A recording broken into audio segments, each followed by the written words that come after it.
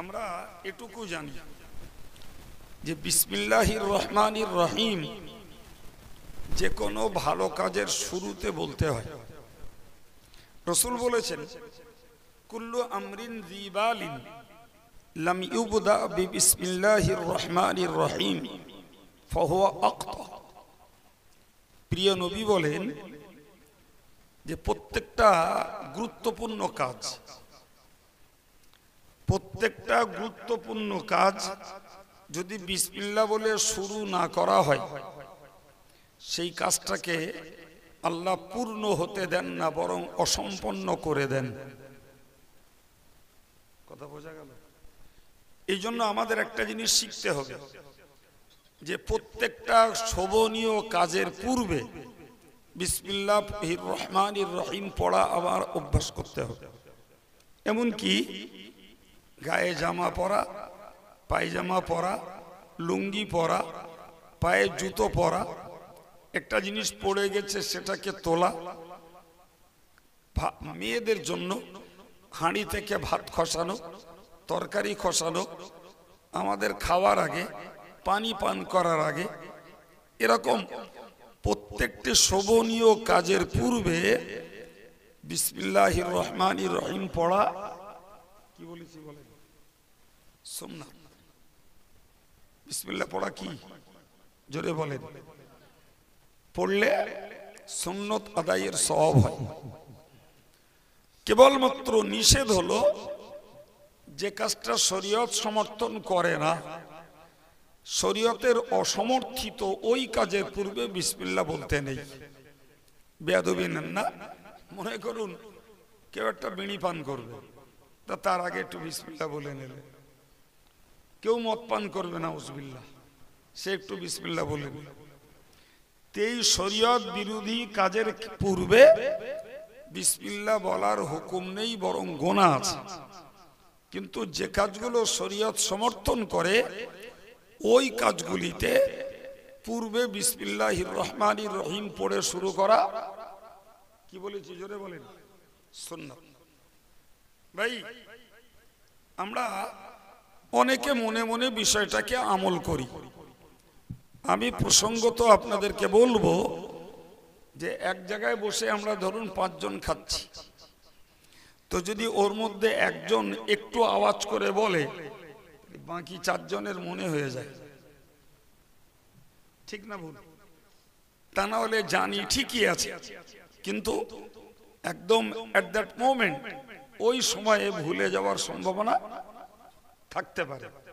কিন্তু একজন যখন একটু আওয়াজ করে পড়লেন, বাকি অন্য ভাইয়ের জন্য সেটা কি হলো? সেটা মনে পড়লো। এবার বুঝুন আমি যেটা আপনাদের মাথায় দিতে চাচ্ছি, মনোযোগের সঙ্গে নেন, আমলে পরিণত করুন।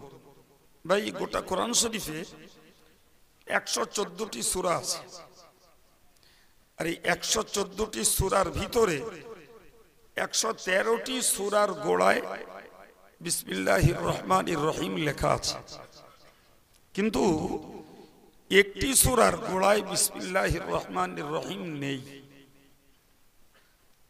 কথা বোঝা গেল? কটা সূরা বলেছি বাবু?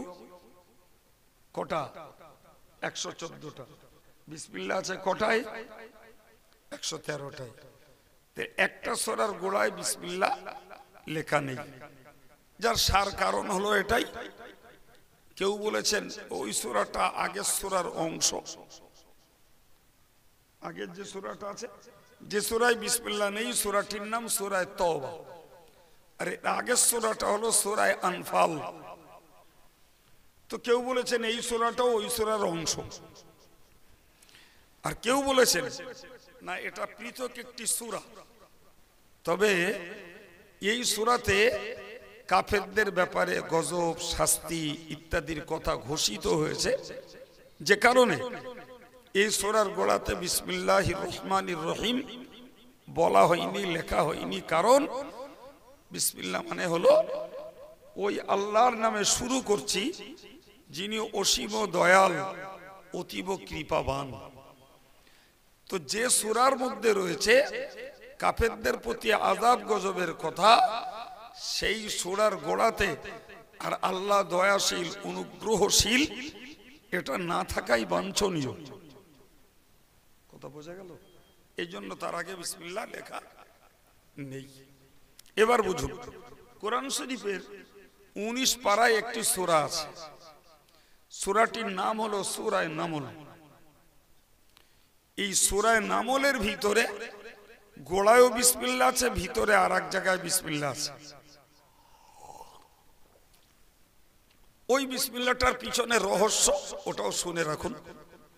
ভাই, হযরত নবী সুলাইমান আলাইহিস সালামের রাজিত্ব চলছে। তো সুলাইমানের দরবারে মানুষ বসতো, জিনেরা থাকতো, পশু পাখিরাও থাকতো। কথা বোঝা গেল? তো উনি একদিন হুদহুদ নামীয় একটি পাখিকে তার মজলিসে অ্যাবসেন্স দেখলেন, অনুপস্থিত। হুদহুদের বাংলা মানে বইতে লেখা আছে কাঠঠোকরা পাখি। কি পাখি? কাঠঠোকরাটা আমরা জানি না, তোর আরবি নাম হলো হুদহুদ। ভাই, তো এই পাখিটাকে উনি ওনার দরবারে অনুপস্থিত দেখলেন। অনুপস্থিত দেখে উনি একটা কথা বললেন, মালি, আমার কি হলো? লা আরাল হুদহুদা, আমি হুদহুদ পাখিটাকে দেখছি না কেন? কি কারণে? কেন আমি তাকে দেখতে পাচ্ছি না?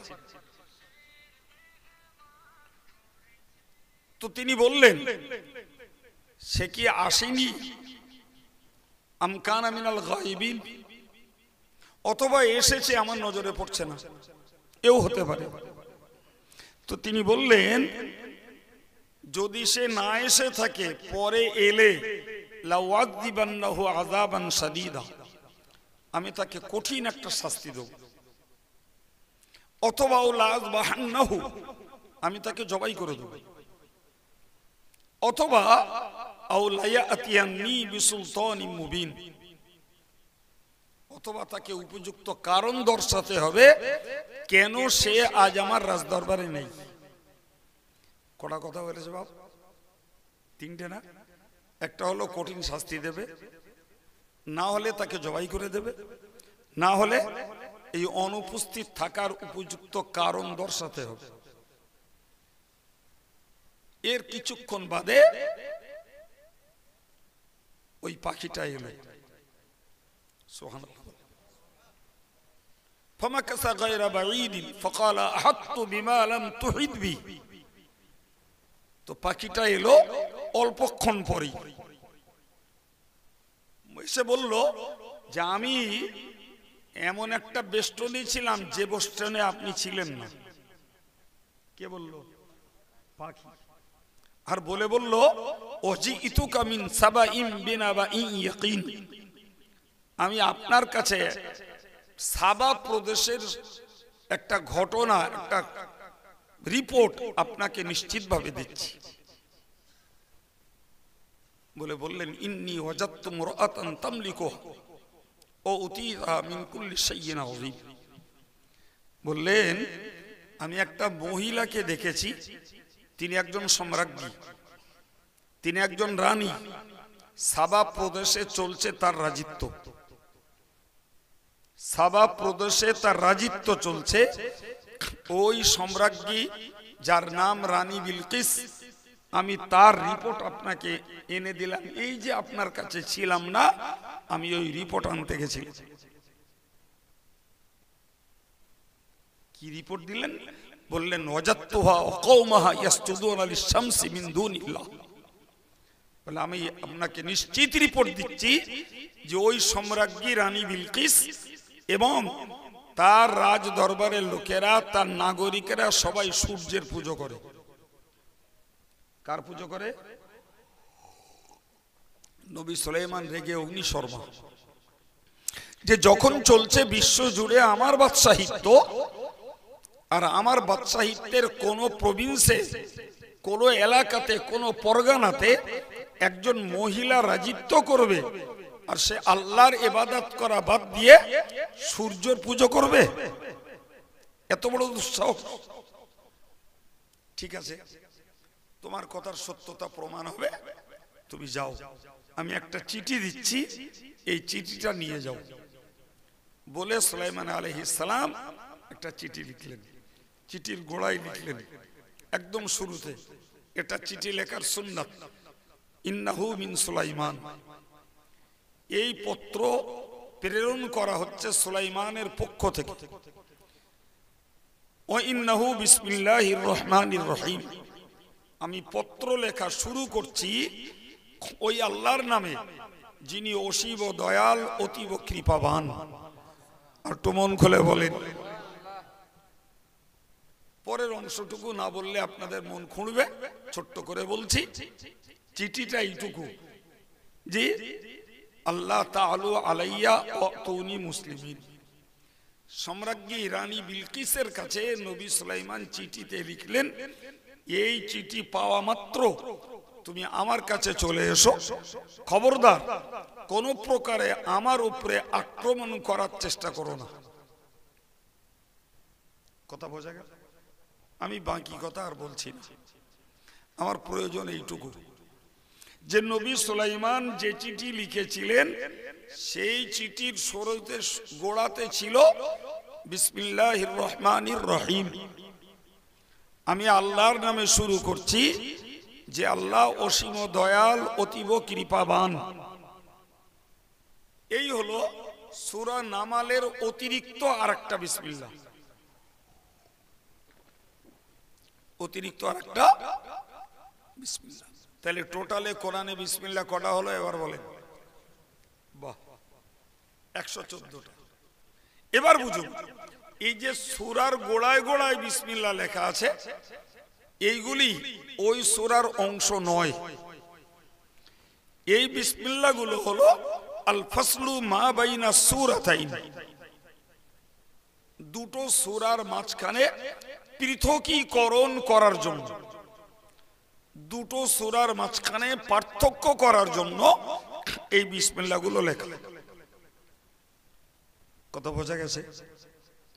ফলে এই বিসমিল্লাহ গুলোর ব্যাপারে ওলামায়ে মুহাদ্দিসিনদের ভিতরে বিরাট মতভেদ যে এগুলো কোরআনের অংশ না কোরআনের অংশ নয়। আমি আপনাকে সার কথা শুনিয়েছি যে এই সূরার গোড়ার গোড়ায় বিসমিল্লাহ লেখা, এগুলো ওই সূরার অংশ বলেন বলেন নয়। তাহলে ওই সূরার অংশ নয় মানে ওটা ধরে ওই সূরার আয়াত গণনা হবে না। কিন্তু সূরা নামালের ভিতরে হযরত নবী সুলাইমানের চিঠির শুরুতে যে বিসমিল্লাহ লেখা হয়েছে ওটা অবশ্যই কোরআন শরীফের আয়াত। সুবহানাল্লাহ। আমি এইটুকু আপনাদের শেখাতে চাচ্ছিলাম যে বিসমিল্লাহির রহমানির রহিম, আলহামদুলিল্লাহ আমরা বেটা ছেলে মেয়ে ছেলে যুবক যুবতী বৃদ্ধ বৃদ্ধা সবাই আমরা পড়তে পারি। কে পারেন না?